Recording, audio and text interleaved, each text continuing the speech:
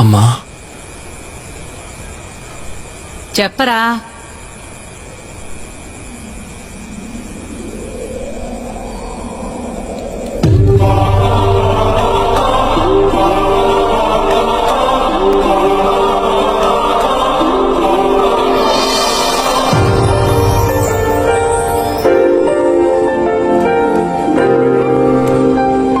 Shock అయింది చాలు.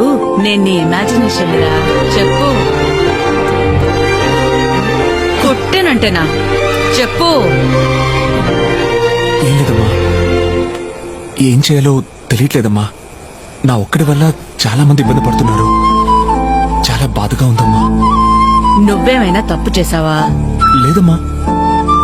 ఎవరికైనా కీడు చేయాలనుకున్నావా? లేదమ్మా.